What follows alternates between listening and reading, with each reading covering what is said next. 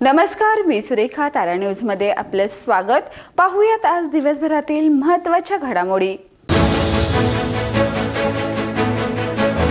राजश्री छत्रपती शाहू महाराज वैद्यकीय नगरी शेंडा पार्क येथे सुरू असलेल्या कामाचा आढावा नामदार हसन मुश्रीफ यांनी घेतला व उपस्थित अधिकारी वर्गाला कामकाजाबद्दल सूचना केल्या.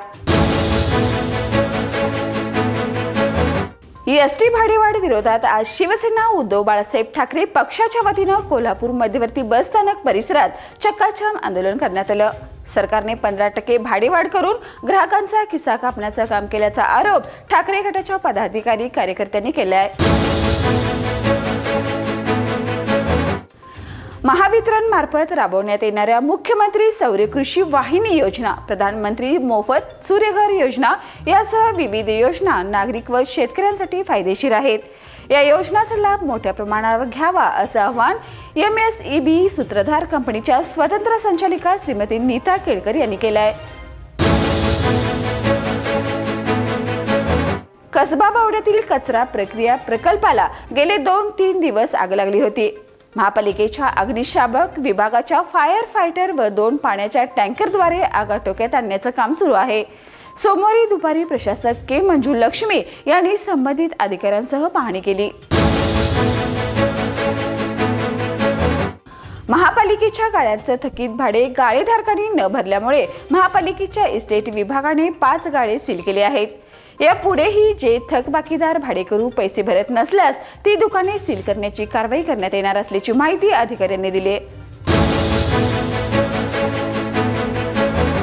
गेल्या 4 वर्षापासून लांबणीवर पडलेल्या राज्यातील स्थानिक स्वराज्य संस्थांच्या निवडणुका आणि OBC आरक्षण यांच्याशी संबंधित याचिकेवर आज सर्वोच्च न्यायालयात सुनावणी झाली.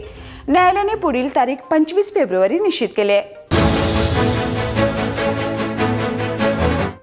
कोल्हापूर विमानतळ विस्तारीकरणामध्ये गडमुडशिंगीतील बाधित कुटुंबाच्या समस्यासंदर्भात चर्चा करण्यासाठी माननीय आमदार सतेज पाटील आणि जिल्हाधिकारी अमोल येडगे यांच्या उपस्थितीमध्ये जिल्हाधिकारी कार्यालयात बैठक पार पडली.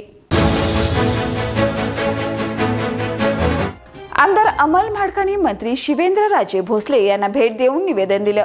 महाराणी ताराराणीच्या समाधीच्या जीर्णोद्धारासाठी निधी उपलब्ध करून द्यावा अशी विनंती आमदार अमल म्हाडकांनी मंत्री शिवेंद्रराजे भोसले यांना केली.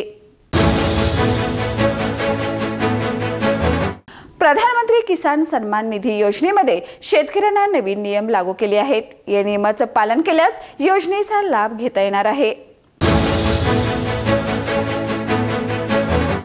पुण्यात GBS व्हायरलचं प्रमाण वाढत असल्याने आढावा बैठकीचं आयोजन करण्यात आलं होतं.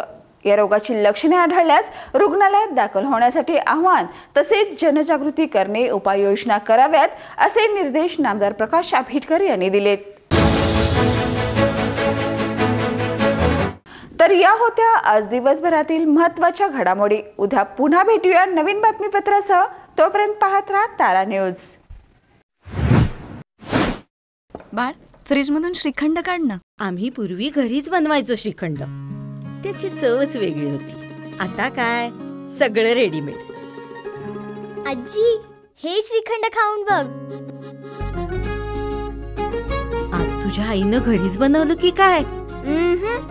हे आहे गोकुळचं श्रीखंड. अगदी जिभेवर रेंगाळणार. जिभेवरच नाही तर मनावरही रेंगाळणार. गोकुळ श्रीखंड, मनावर रेंगाळणार.